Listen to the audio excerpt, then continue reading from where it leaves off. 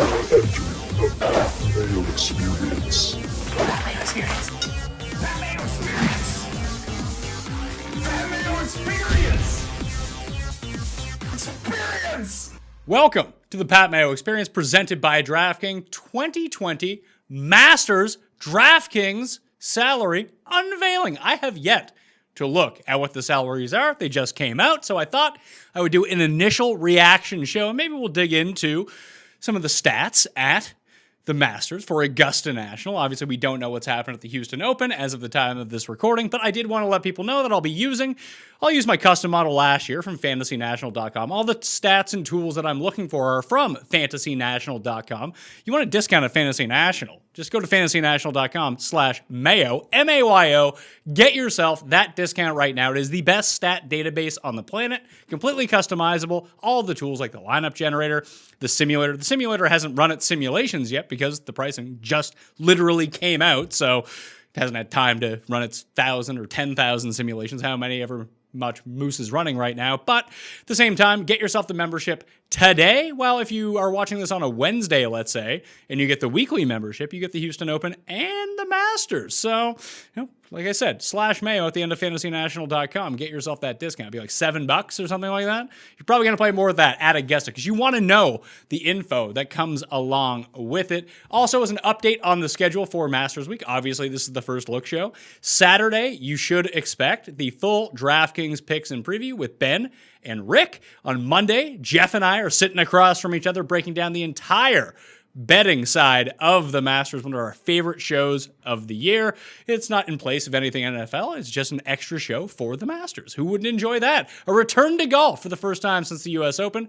for Jeff and I in studio. Wednesday, a live chat the day before the Masters, likely around noon Eastern time on Mayo Media Network. If you are watching this on YouTube right now, please subscribe to Mayo Media Network. It would really go a long way in helping us out. If you're listening to the podcast version of the show, rate it 5 stars, leave a quick review, please. That is the currency of the show. Or you can do that, then go subscribe to Mayo Media Network on YouTube. It takes like 5 seconds, even if you don't even watch on YouTube. More subs, the better it is for Mayo Media Network and Pat Mayo, so we can continue to give you all of this fun coverage. Then, Friday, round 2 of the Masters, as the guys go off, probably the back 9.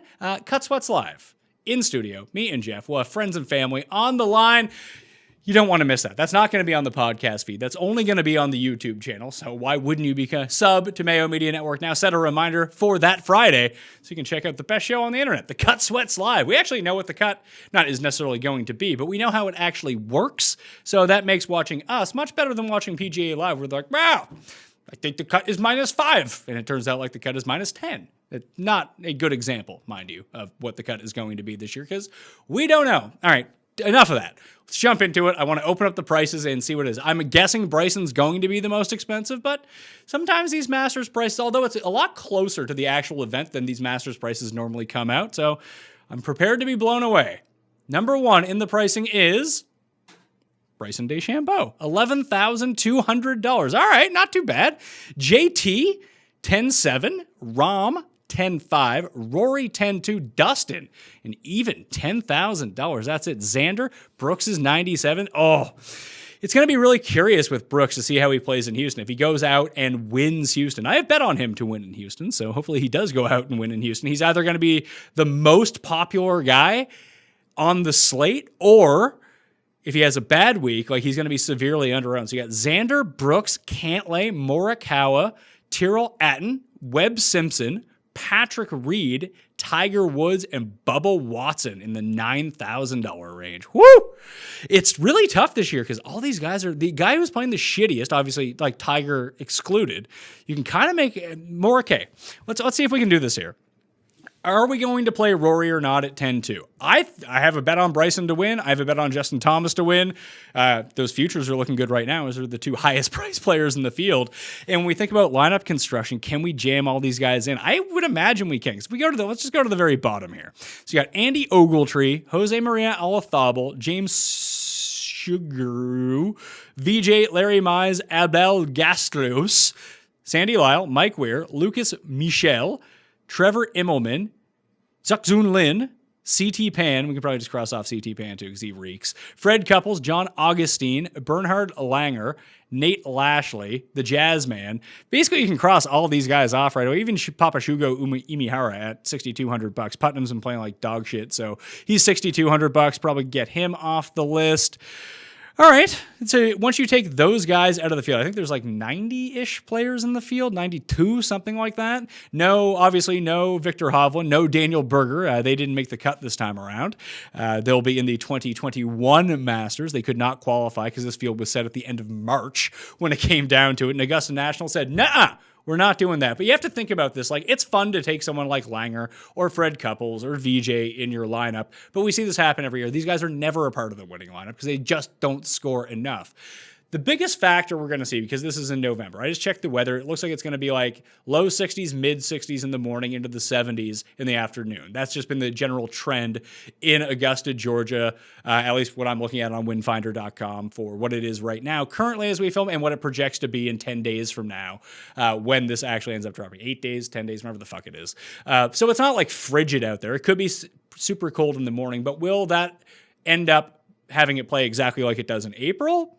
I don't really know. This is something I'm going to have to dig into as the week goes along. Obviously, I'm not prepared to like fill out my lineups and chuck everything in right now. I'm just seeing the pricing for the first time. And, the Masters is the one time a year where I do all my research. I write my column. I come up with everything. We do the shows. Then I like to dig in to see what other people see. Usually I try to avoid that stuff, so I remain unbiased. But I think that people have particular takes, and especially they might have better weather takes than I do and how the course is going to play, mainly because I don't really know. I'd actually be really interested to hear what the Tour Junkies have to say about this. Pat and Dave. Dave lives in Augusta, so maybe he has some insider info on this. If you don't subscribe to Tour Junkies podcast, you should definitely go do that. Two of my favorite guys in the industry, David and Pat. So maybe David's got some real insights here.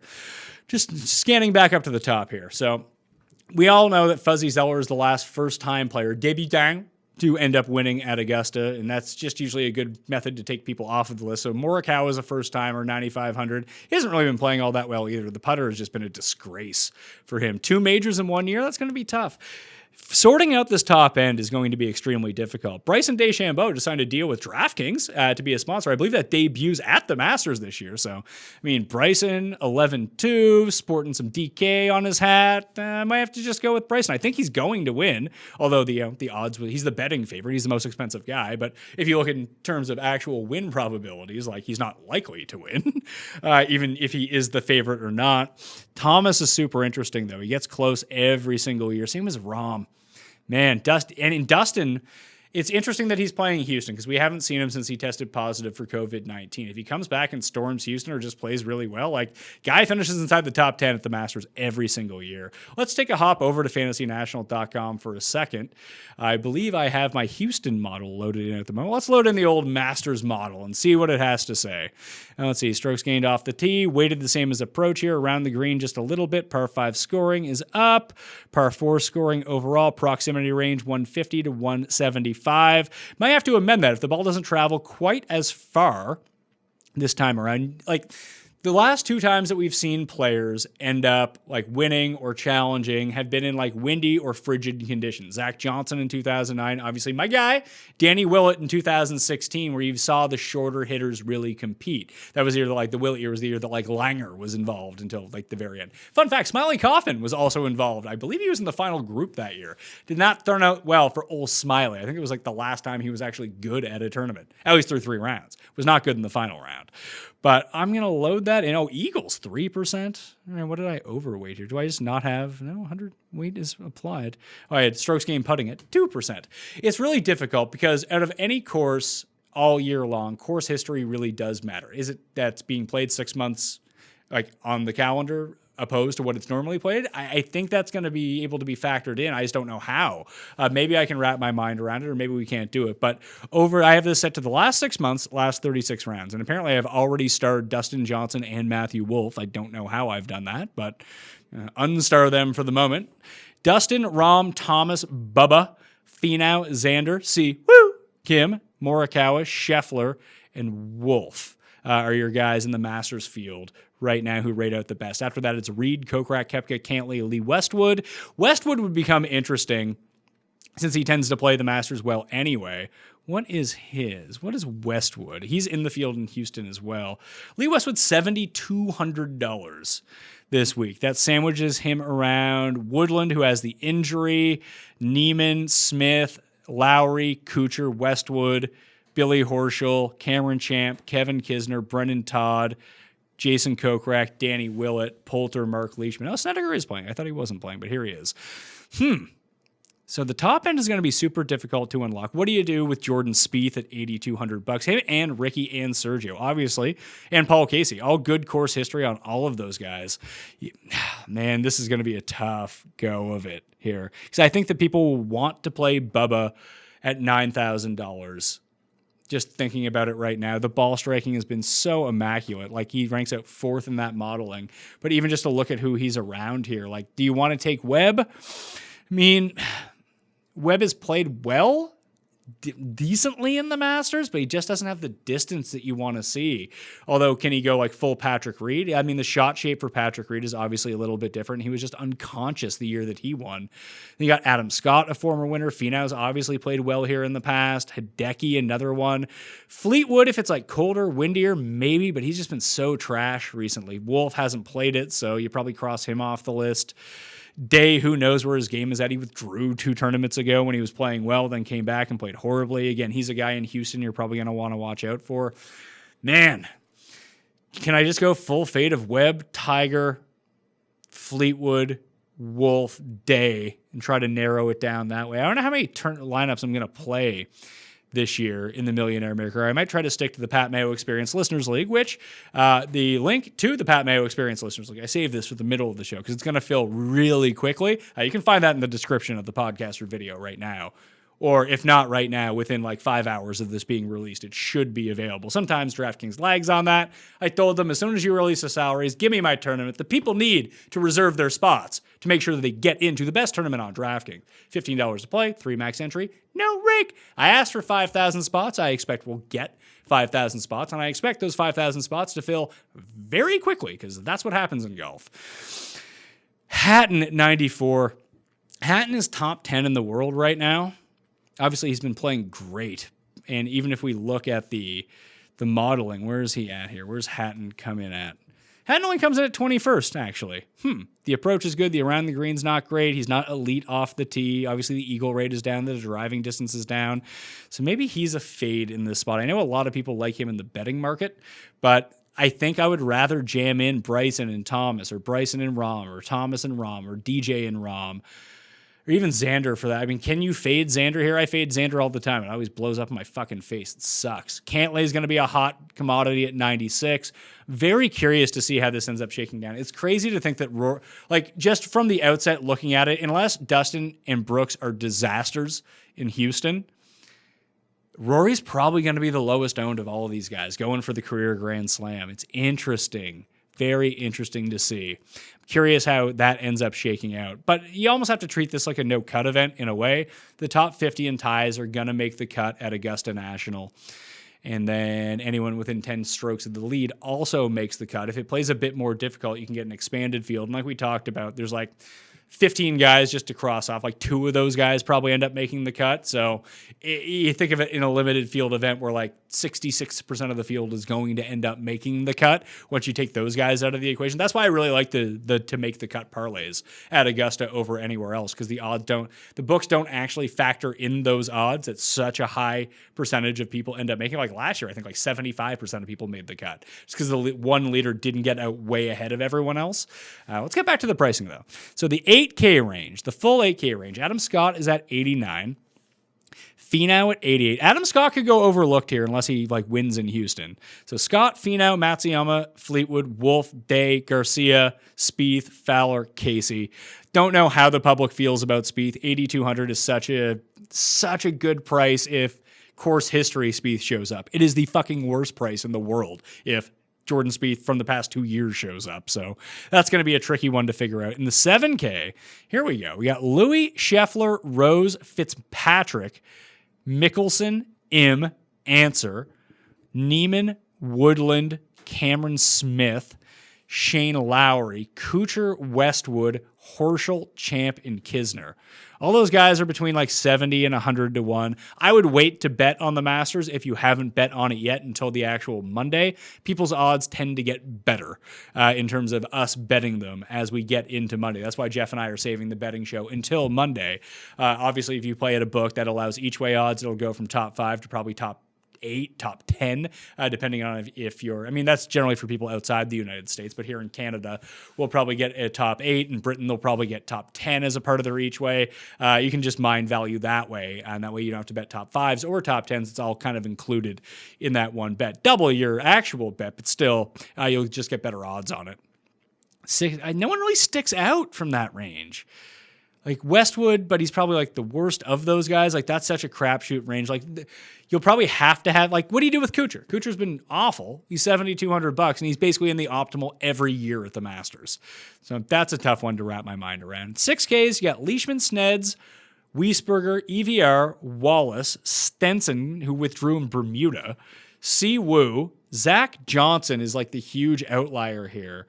As it pertains to betting odds. Like everyone in this range is 150, 175, 200. Zach Johnson, a former winner who last won in like cold conditions at +1 in 2009 is 100 to 1. I guess he's getting that baked in for him, but his putting has been off the charts good. If this becomes a situation where guys can't go for every par 5 and 2, and it relies on wedges and 3-shot par 5s, then Zach Johnson actually is in play. I just can't imagine that happening with the distance these guys have off the tee. We just haven't seen that materialize in a really long time.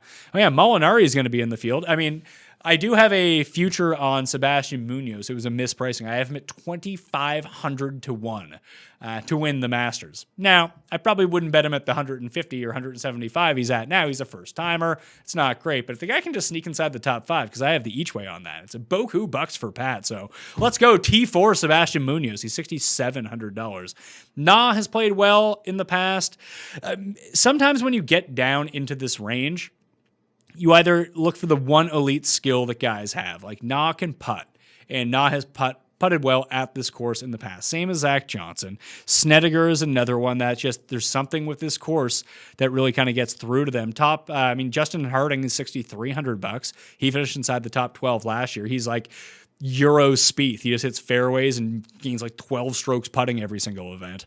But at least he has some history here of playing well. This is the site of, it's been 18 months since Molinari's been good, when he melted down playing with Tiger and Finau in the final group at the 2019 Masters. And I guess he's going to be back for this event.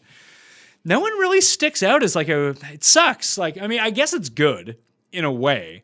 Mainly because usually they release the pricing like 3 weeks, 4 weeks in advance. And then by the time you actually get to the Masters, there's some guy who's like wildly just mispriced. Like, Kokrak's probably not a good example. Let's say it was, Kisner at $7,100. And then Kisner goes out and wins Bay Hill, or he wins the match play again. Then you get there, you're like, oh, this guy is 50 to 1 in the betting market, and he's 7,100 on DraftKings, and he ends up being like 25% owned. And we've actually seen the good chalk come through at the Masters in the past. I remember the first year they had the Millionaire Maker. Everyone was on Hoffman and Kevin Na, and they ended up being in the winning lineup. So it's not a spot. You need to find yourself to be a little bit different when you construct these lineups, but you can't be afraid of the chalk at Augusta. The field is too small. We see the same people play well over time. If I click on tournament history at Fantasy National, let's see if Mike has been proactive and loaded this in as of yet. There we go. So last year, Tiger, if we just go strokes gained over the past 5 years, total: Spieth, Rory, Rose, Johnson, Hideki. Rose is interesting because he's below $8,000. He's usually someone you always want to target. I just don't see him being popular. Why? Because his stats are god-awful if you look into it. Like, he either gains a bunch on approach, then loses on approach. Gains a bunch on approach, then loses on approach. But can he settle in to be someone who we can actually trust at this course? I don't know. I think I'm going to end up playing the ownership game with those guys in that low 8, high 7 range, like to kind of get back through. Who's been the worst at the Masters? Outside of like the Mike Weir, Larry Mize, Vijay Singh, great. Hatton has been bad in his 3 starts, although he has made the cut the past 2 turns. In his 3 appearances, he's minus 15 strokes gained to the field. Woodland has been bad. Lowry has been bad in his 4 starts. McDowell, Shez, like, again, I don't love to dig into course history all that much, but at the same time, we just see the same guys every single year end up coming through. Like, look at Spieth. T21 last year, he was not playing well coming in. 3rd, 11th, 2nd, 1st. Rory, 21st, 5th, 7th, 10th, 4th. Rose missed the cut last year. Before that, 12th, 2nd, 10th, 2nd.